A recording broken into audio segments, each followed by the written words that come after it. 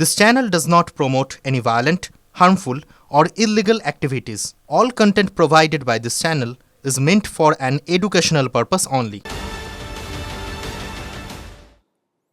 বাবরির আদলে মসজিদের ভিত প্রতিষ্ঠার পর এবার নতুন পার্টির সঙ্গে জুড়লেন উন্নয়নকে। হুমায়ুনের নতুন দলের নাম জনতা উন্নয়ন পার্টি। নিজেই প্রার্থী হচ্ছেন নিজেরই পুরনো 2 আসনে। মমতা থেকে শুভেন্দু, সকলকেই চ্যালেঞ্জ ছুড়লেন হুমায়ুন। দেখুন, দল তো গড়লেন, ভাগ্যবান কবিরের ভোট ভাগ্য কি? আমি চ্যালেঞ্জ করছি, আমি বেঁচে থাকলে মমতা বন্দ্যোপাধ্যায় জোড়া ফুলের জিরো করব, জিরো করব, জিরো করব। 220কে তুড়ি মেরে উড়াবো।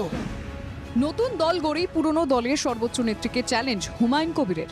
মুর্শিদাবাদে তৃণমূলকে শূন্যে নামিয়ে আনার হুঙ্কার। বাংলার রাজনীতিতে জন্ম নিল আরও এক দল। তৃণমূল থেকে সাসপেন্ড হওয়ার পর দল গড়লেন হুমায়ুন কবির। নাম দিলেন জনতা উন্নয়ন পার্টি। নতুন দলের মঞ্চ থেকেই মমতা বন্দ্যোপাধ্যায় থেকে শুভেন্দু অধিকারী সকলকেই এক এক করে চ্যালেঞ্জ ছুড়ে দিয়েছেন। 1,60,000 যেদিন হুমায়ুন কবিরের দলের পক্ষে পড়বে, আপনার সরকার চিৎপটাং হয়ে ওই ভাগীরথীতে পড়বে। মমতা ব্যানার্জি আপনাকে মুর্শিদাবাদে আজকে চ্যালেঞ্জ আমার, কোন শক্তি থাকলে মুর্শিদাবাদে আপনি খাতা খুলে দেখাবেন। কারো স্বপ্ন দেখতে বাধা নেই, দিবা স্বপ্ন দেখতেও ক্ষতি নেই, কারণ ভারতের সংবিধানে স্বপ্ন দেখা আইনসম্মত। লিডার অফ দ্য অপোজিশনকে চ্যালেঞ্জ করছি, 100টা সিট গ্যারেন্টি জিতে যাব। আপনার বাবা শিশির বাবুর ক্ষমতা থাকলে আমার গায়ে হাত দিয়ে দেখবো আপনি কত বড় পালোয়ান। উনি যদি মনে প্রাণে এখনো তৃণমূল করে থাকেন, মমতা ব্যানার্জির সঙ্গে কথা বলেই এইসব কাণ্ড কারখানা করে থাকেন, তাহলে উনি এই হিসাবের মধ্যে পড়েন।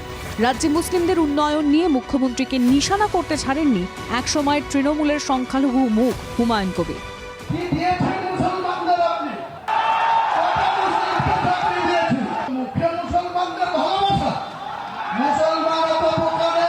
আমি সংখ্যালঘুদেরও বলছি, সিদ্ধান্ত নিন। বিজেপি আপনাদের মধ্যে বিভাজন করার চেষ্টা করছে টাকা দিয়ে। আমি পরিষ্কার বলছি, আপনারা নিজেরাও সংঘবদ্ধ হন। দলের সম্ভাব্য প্রতীক কি হতে পারে তারও ইঙ্গিত দিয়ে রেখেছেন হুমায়ুন। 2016 সালে নির্দল হিসেবে টেবিল প্রতীক নিয়ে লড়েছিলেন তিনি। নতুন দলের প্রতীক হিসেবে টেবিলই তার প্রথম পছন্দ। নির্বাচন কমিশন ওই প্রতীক অনুমোদন না করলে বিকল্প হিসেবে জোড়া গোলাপের কথা ভেবে রেখেছেন হুমায়ুন। শোনা যায় নবাবদের আমলে মুর্শিদাবাদের কাঠগোলার বাগানে কাঠ গোলাপের চাষ হতো। সেই সংখ্যালঘু প্রধান মুর্শিদাবাদেই গত বিধানসভা নির্বাচনে চাষ হয়েছে জোড়া ফুলে, আর তাতে উঁকি দিয়েছিল পদ্ম ফুল।